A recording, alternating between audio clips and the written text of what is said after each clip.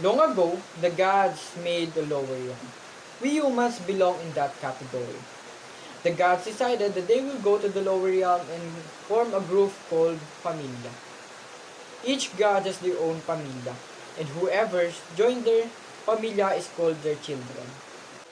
Once upon a time, there is a town called Oratorio. There's an adventurer named Christian and his goddess named Hestia, a loving, caring goddess, but their ranks are the lowest of low. They're known as the weakest and the poorest familia in the town. They live in an abandoned church near a diner. The people in the diner are good friends with Christian and Hestia. Every time Christian would go to the dungeon, the daughter of the owner in the diner gave Christian packed lunch as well as leftovers for their diner. Every day Christian would go to the dungeon to kill monster and level up because every time monster get killed, they drop a gem. And each of these gems gets exchanged for money in the guild house. So every day, Christian would go down in the dungeon to grind for gems. One day, Christian headed to the dungeon and he decided to go farther down the dungeon to test out his skills. But something happened. He was ambushed and outnumbered by a horde of minotaurs. And Christian quickly ran for his life, hoping he could escape them. Suddenly, he faced a dead end. Christian cried and prayed to his goddess saying that he is sorry that he couldn't make it back to her. Christian's life flashed before his eyes, and then a miracle appeared. A blonde-haired girl rushed and helped Christian. When he saw her face, he was so embarrassed that he ran quickly up to the surface. He couldn't thank the girl. All he knows is that blonde-haired girl was his savior. Hestia was waiting for his return, and as she saw him covered in blood, she quickly rushed over to him to ask him if he's alright. Christian cried and hugged the goddess and told her what happened. When they headed back to the church, Hestia healed Christian's wounds. After that, he asked to her to check his status. Hestia agreed. She checked her status and was shocked to see his level go up from level 1 to level 2. But she didn't tell Christian his level and his newly acquired skill. She just told him that she didn't raise to level 2 and didn't acquire the skill. The next day, Christian went to find some new gears to replace his old broken ones. First, his armor. He went to the armor store to see if they had the exact same armor Christian uses because it's light and durable. But they haven't had that armor in a while because the blacksmith stopped working on them. Christian left the shop disappointed and sad, hoping that he can find new equipment.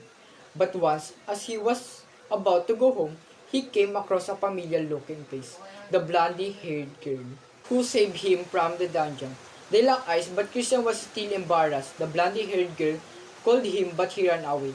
He came across Hestia and told her about the equipment. She said she knows the god of forge and fire, the god Hephaestus, and he was a very close friend, so Hestia suggested that she would ask a favor from him to make him a dagger. Christian's face lit from joy and was very thankful to Hestia. Christian came looking around town again, hoping to find an armory that sells good equipment. And then he finds a worn-out looking armor shop, and he entered. He saw was cheap armor and some dull-looking swords. He looked around and saw his old armor.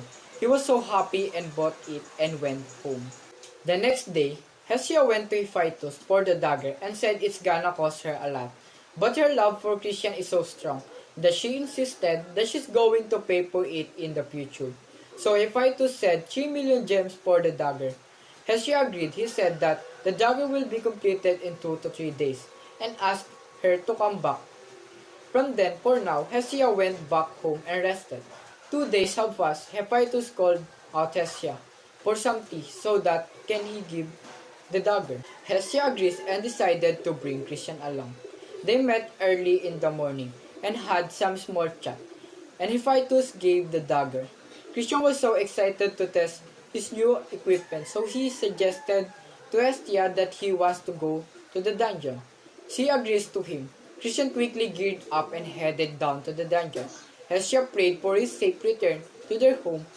Christian waved goodbye and didn't came back for at least 2 days.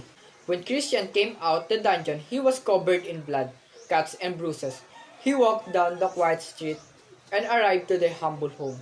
Where Hestia was waiting, she greeted her with a smile and cured his injuries. Christian asked to check his stats again, and Hestia can't believe on what she saw. He was already hitting level 3.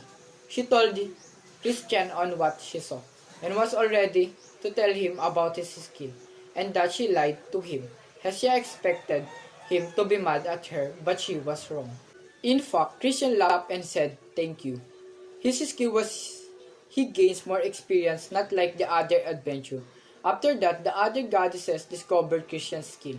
That's why goddesses hired him to work for them and to gain more gems.